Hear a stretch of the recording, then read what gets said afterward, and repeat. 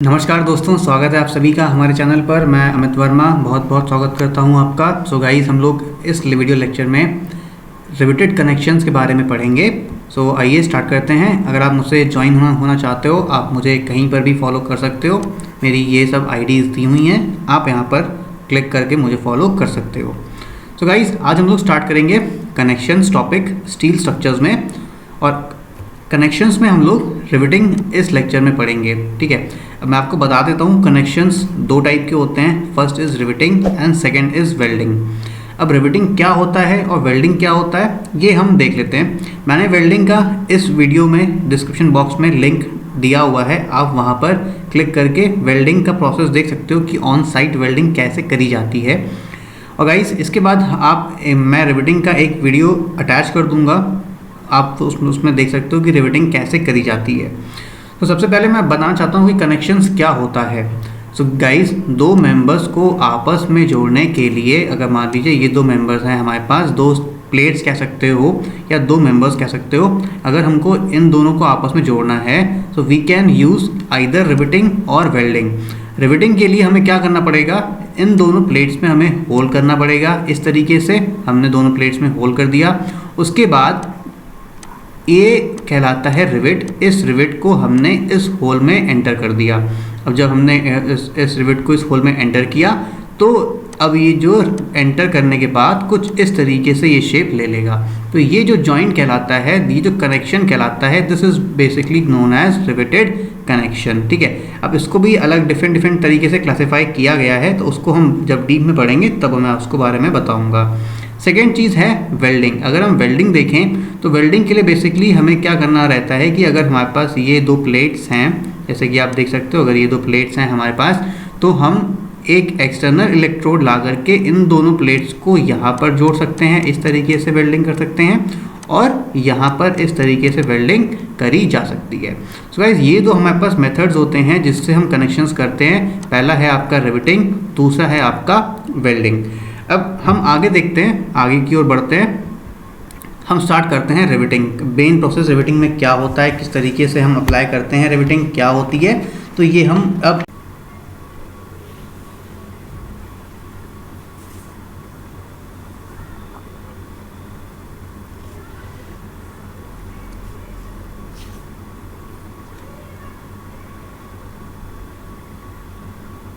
पढ़ते हैं।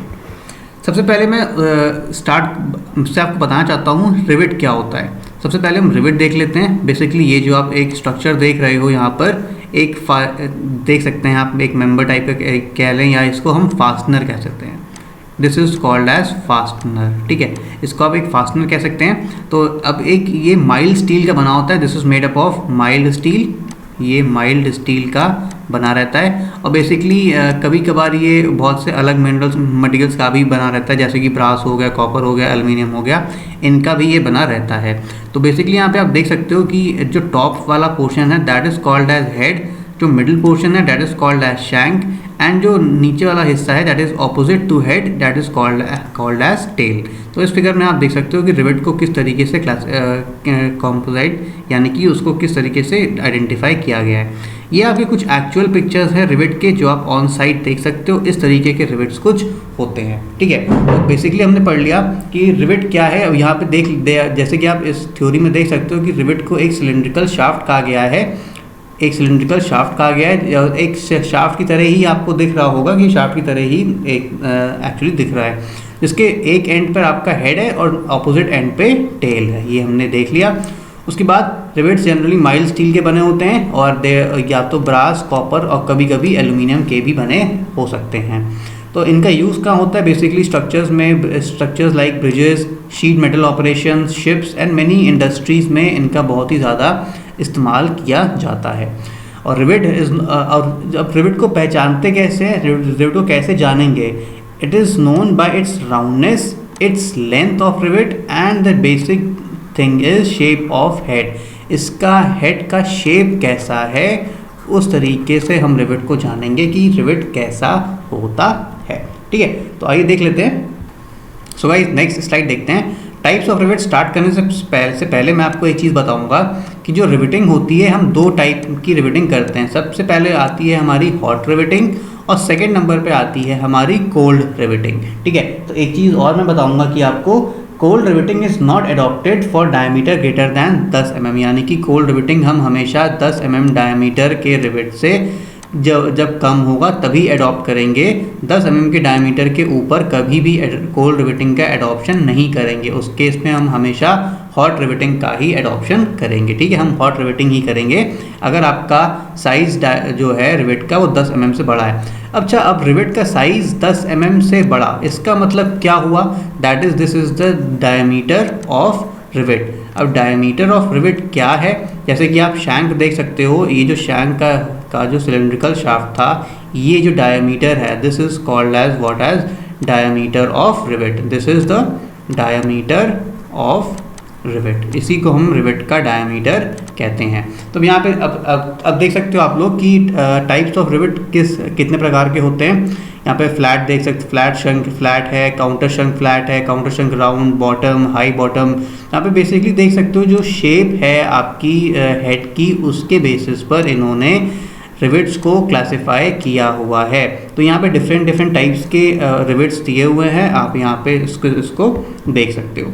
फिर हमने टाइप्स ऑफ रिवेट को क्लासिफाई किया है on the basis of dimensions. अब यहाँ पे देख सकते हैं आप इन सभी फिगर्स में, चाहे वो स्नैप हेड हो, चाहे पैन हेड हो, चाहे कोन हेड हो, या आपका काउंटर शंक हेड हो, सबके डायमेंशंस दे रखे हैं। जैसे कि ये ऊपर हेड का डायमेंशंस आप देख सकते हो 1.6D दिया हुआ है, और इस टॉप से इस बॉटम की जो डिस्टेंस है ये आपकी 0.7D दे रखी है, और ये आपका D is what is diameter of this shank. तो बेसिकली डायमीटर ऑफ शैंक ही आपका डायमीटर ऑफ रिवेट कहलाता है। तो इस केस में स्नैप हेड में आप ये देख सकते हो, बाकी सभी में आपको डायमेंशंस इसी प्रकार से मेंशन करी गई हैं। तो ये आपको बेसिकली पता होना चाहिए एज अ फील्ड इंजीनियर। अगर आप साइट इंजीनियर हो, कहीं काम कर रहे हो, तो आपको ये चीज़ पता होनी चाहिए। ठीक है, अब आगे देखते हैं, नेक्स्ट देखते हैं। Diameter of hole should be slightly greater than the nominal diameter of rivet so that the whole rivet could be easily inserted into the hole। यहाँ पे WHOLE होगा, होल रिवेट मतलब complete rivet should be inserted. अब basically पहले हम एक चीज़ समझ लेते हैं। हम जब कभी भी, मैंने आपको बताया था, जब हम मेंबर्स ज्वाइन करते थे तो हमें इन मेंबर्स में होल करना रहता था। वी डू होल, सबसे पहले हम होल करते थे। मैंने एक वीडियो भी अटैच किया हुआ है इसमें रिवेटिंग का, तो आप उसमें देखेंगे, वहाँ पे होल था, हमने होल में उस रिवेट को इंसर्ट किया था। तो बेसिकली जब आप होल में रिवेट को इंसर्ट करोगे तो जब जो ये रिवेट है, this rivet will completely fill up this hole. That is rivet will completely fill this hole, rivet will completely fill up this hole, fill up the hole। ठीक है, रिवेट पूरा का पूरा होल फिल कर देगा। But हम इसीलिए हम चाहते हैं हम रिवेट का जो होल है, हम इस रिवेट का डायमीटर है, मान लीजिए this is diameter of rivet is D, तो जो हम होल बेसिकली जो ड्रॉ करेंगे, that hole will be of diameter D dash, hence D dash will be greater than D। हमेशा जो होल का डायमीटर होगा, that will be become greater than D। ठीक है, हमेशा अज्यूम करेंगे, और ये हम अज्यूम करके चलते हैं कि जो रिवेट है हमारा, it will fill the hole को, जो रिवेट का जो आपने होल किया है मेंबर में, it will completely fill the diameter of the hole inserted. तो इसीलिए हम जो है जब कभी भी हमको इस यूज़ आता है, तो हम हमेशा क्या है कि रिवेट होल का डायमीटर ही अडॉप्ट करते हैं। Hole diameter is adopted. ठीक है, हम हमेशा होल का डायमीटर ही अडॉप्ट करते हैं, ये आपको पता होना चाहिए। ठीक है, तो ये हम आपको बता रहे हैं कि आप हमेशा होल डायमीटर ही अडॉप्ट करोगे। तो अब जो होल का डायमीटर है, that diameter is called as cross diameter. This diameter itself is called as cross diameter. और बाकी जो आपका शैंक का डायमीटर होता है, that shank diameter is known as nominal diameter. तो अब यहाँ पे मैं लिख देता हूँ, शैंक डायमीटर कह लो या रिवेट का डायमीटर कह लो, या रिवेट का डायमीटर कह लो। This is nothing but as nominal diameter of rivet. This is the nominal diameter of rivet. ठीक है, तो बेसिकली बहुत से स्टूडेंट्स को कन्फ्यूजन होते हैं कि ये सर ये नॉमिनल डायमीटर क्या है और ग्रॉस डायमीटर क्या है। तो यहाँ पे आप देख सकते हो जो शैंक का डायमीटर यानी कि जो रिवेट का डायमीटर है that is called as nominal diameter of rivet, और जो आपका होल का डायमीटर है जो आपने यहाँ पर होल किया है इन दो प्लेट्स को आपस में जोड़ने के लिए, उस होल का डायमीटर कहलाता है ग्रॉस डायमीटर। तो बेसिकली अब हमने ये तो बता दिया कि होल हमें करना पड़ता है इंसर्ट करने के लिए, बट रिवेट को इंसर्ट करने के लिए, बट हम क्या डायमीटर ऑफ होल हमारा कितना बड़ा होना चाहिए कि हम रिवेट को इंसर्ट कर सकें। तो ये आप याद रखना, अगर शैंक डायमीटर या रिवेट का डायमीटर 25 mm या 25 mm से कम दे रखा है, then you will add 1.5 mm in the nominal diameter of rivet. और अगर ये डायमीटर 25 mm से ज़्यादा है, नॉट इक्वल टू, अगर 25 mm से ज़्यादा है then you will add 2 mm as a diameter or in the nominal diameter of the rivet to make the diameter of hole. Generally हम diameter of hole को d dash से indicate कर देते हैं, यहाँ पे d डैश से हमने nominal diameter को इंडिकेट किया हुआ है। तो अगर हमारा वैल्यू मान लो आपको क्वेश्चन में दे रखा है कि डायमीटर ऑफ शैंक डायमीटर या diameter of rivet is 8 mm, ठीक है, तो अब 8 mm जो है हमारा 25 mm से छोटा है, तो hence diameter of hole will be कितना हमें होल करना पड़ेगा, that is 8 + 1.5 mm, that is आपको जो होल करना पड़ेगा that will be of 9.5 mm diameter, जो आपको मेंबर में होल करना पड़ेगा उन दो मेंबर्स को आपस में जोड़ने के लिए, ठीक है। सो गाइस अब सब समझ में आ गया आप लोग को।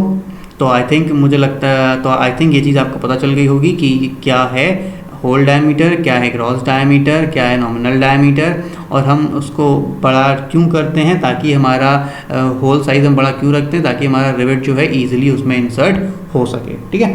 तो आइए नेक्स्ट देखते हैं, अगला देखते हैं। रिवेटिंग बेसिकली क्या होती है, it is a method of joining together pieces of metal by inserting ductile metal pins called rivets into the holes of pieces to be connected and forming the head at the end of the rivet, ठीक है।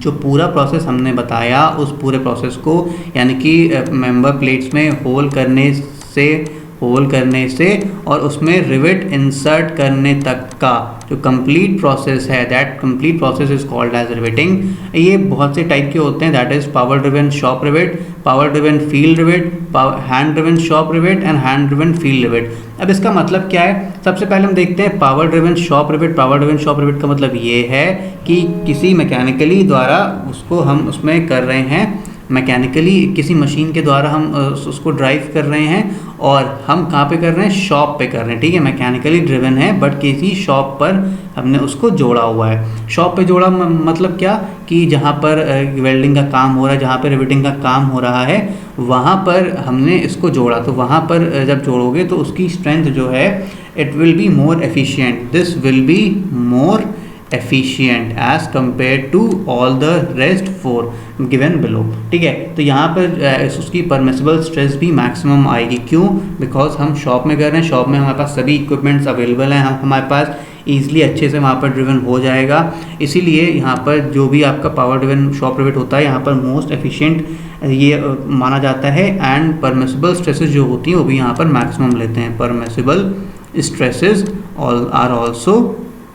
are also maximum in this case, that is power driven shop rivet, ठीक है। अब यहाँ पे फिर second है power driven field rivet, यानी कि फील्ड रिवेट मतलब जहाँ पर आपकी साइट है, अब साइट पर हम सारा इक्विपमेंट्स तो छोटा छोटा ले नहीं जा सकते हैं, तो इसलिए वहाँ पर परमिसिबल स्ट्रेसेस थोड़ी सी ऑटोमेटिकली कम हो जाती हैं, ठीक है।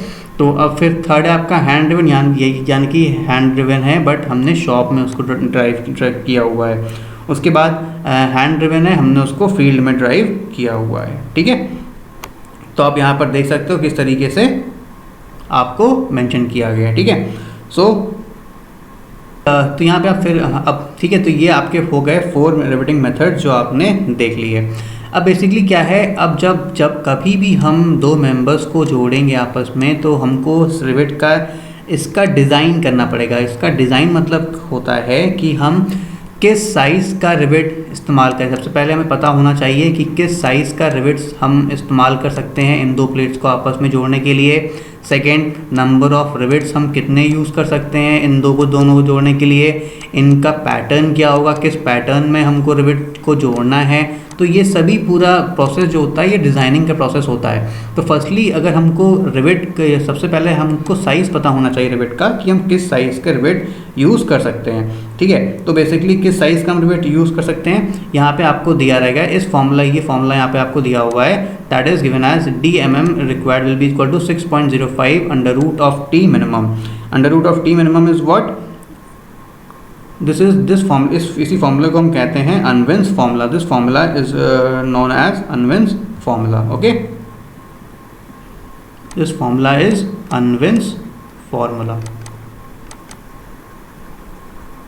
इसी फॉर्मूले को हम अनविन्स फॉर्मूला कहते हैं, जिससे हमें ये पता चलता है कि आपको किस साइज़ का रिवेट यूज़ करना है। ठीक है, तो यार अब टी मिनिमम क्या है, टी मिनिमम मतलब कि जो minimum thickness of the plate है, दैट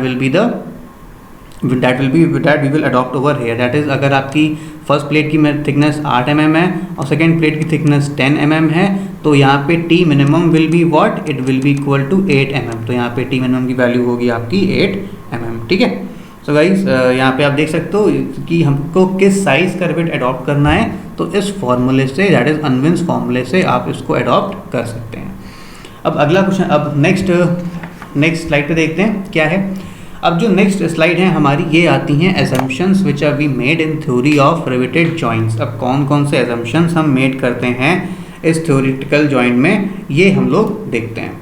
ठीक है, सबसे पहला जो एजम्पशन है, दैट एजम्पशन इज कॉल्ड, ये एजम्पशन क्या है देखते हैं, friction among the plate is neglected. यानी कि जब कभी भी हम दो प्लेट्स को अगर आपस में इस तरीके से हमने जोड़ा, जैसे मैं आपको पहले ऑटोमेटिकली दिखा चुका हूँ कि अगर हमने दो प्लेट्स को आपस में जोड़ा तो इन प्लेट्स के बीच में कुछ ना कुछ फ्रिक्शन जनरेट होगा। ठीक है, इन दोनों बीच में फ्रिक्शन जनरेट होगा। अब जब कभी भी हम हॉट रिवेटिंग करते हैं तो जिसमें जो प्लेट्स के बीच में ग्रिपिंग आ जाती है, हेंस जब कभी भी हम एक्सटर्नल लोड लगाएंगे, इस external load will be resisted through friction. सबसे पहले जो फ्रिक्शन इस प्लेट में ऐड करेगा, ये एक्सटर्नल लोड सबसे पहले फ्रिक्शन के कारण रेजिस्ट होगा।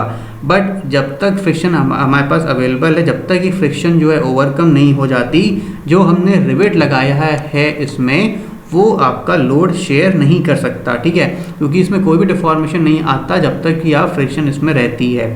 ठीक है, तो यानी कि आप कह सकते हो कि रिवेट हमारा जब तक लोड नहीं ले सकता, तब तक ये फ्रिक्शन जिसमें रह रही है। ठीक है, तो यानी कि हमने एक्सटर्नल लोड लगाया, सारा का सारा एक्सटर्नल लोड इस फ्रिक्शन ने कवरअप किया।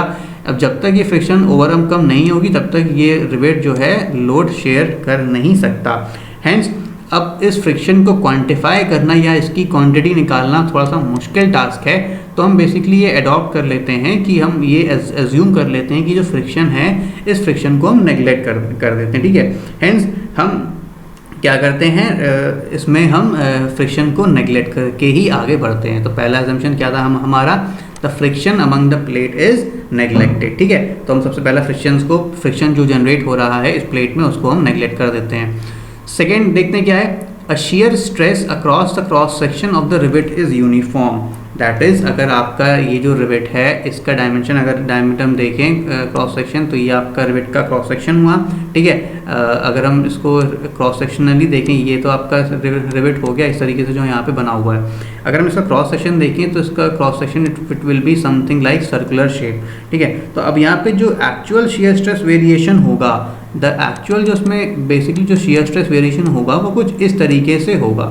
ठीक है, कुछ इस तरीके से इसमें एक्चुअल shear स्ट्रेस वेरिएशन होगा। लेकिन हम इसमें अज्यूम करके चलते हैं कि जो shear स्ट्रेस वेरिएशन है that is uniform over the complete section. That is shear stress जो है यहाँ पर यूनिफॉर्मली लग रही है। ठीक है, तो अब जब यहाँ पर फेलियर होगा, यानी कि जब कोलैप्स होगा, तब ऑटोमेटिकली क्या होगा कि यहाँ पर जो आपका shear स्ट्रेस होगा that will become uniform in this case. तो हम सेकेंड एजम्पशन क्या अज्यूम करते हैं कि जो क्रॉस सेक्शन है रिवेट का, वहाँ पर यूनिफॉर्म स्ट्रेस जनरेट हो रहा है। ठीक है, अब shear फोर्स जो रेजिस्ट होगा, बेसिकली shear फोर्स जो रेजिस्ट होता है, उसका जितना फोर्स ये रेजिस्ट करता है that is equal to π/4 d' into Fs।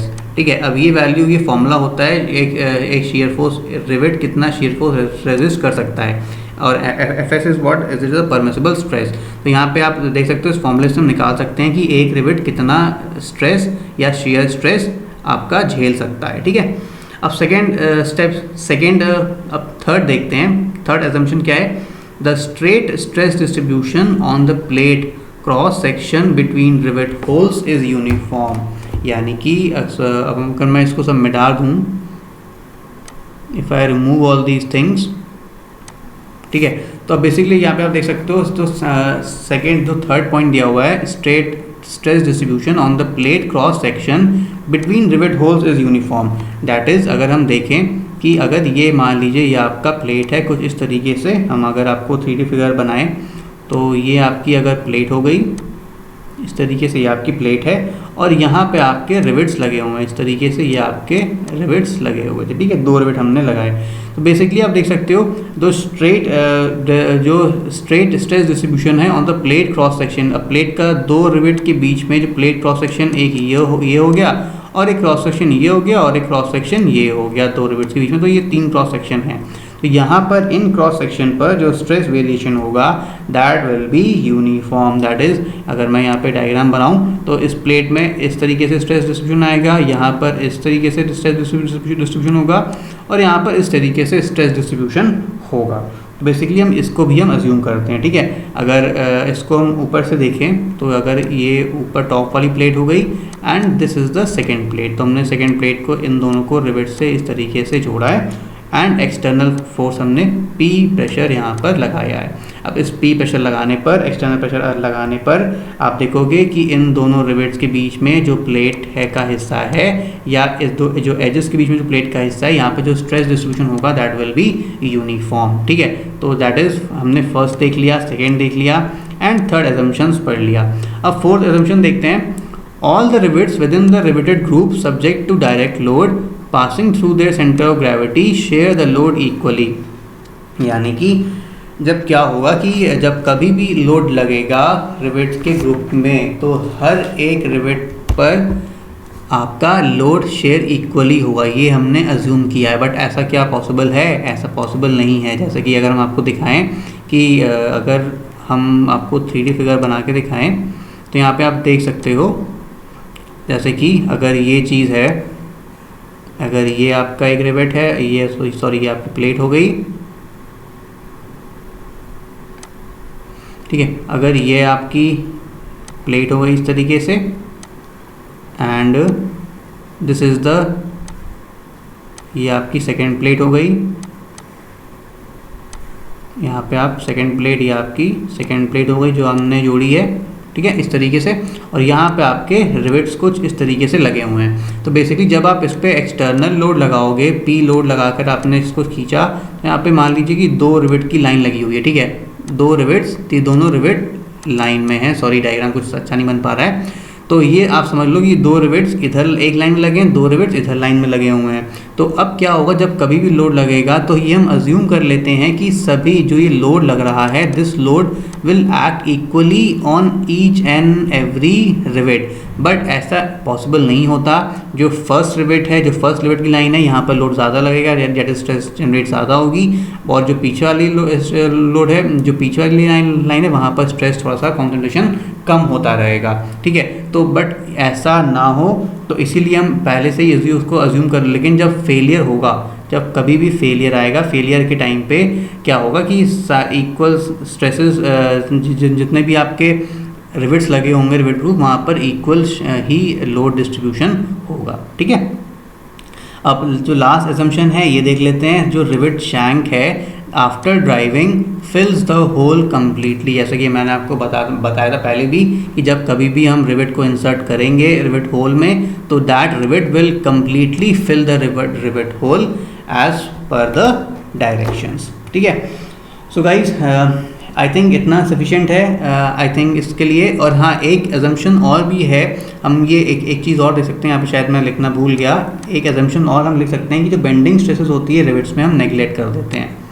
Bending stresses in rivets are neglected, ठीक है। Bending stresses in rivets are neglected. Particular level तक ही हम इसको नेगलेक्ट करते हैं और जब एक पर्टिकुलर लेवल रीच हो जाता है उसके बाद हम इसको नेगलेक्ट नहीं कर सकते।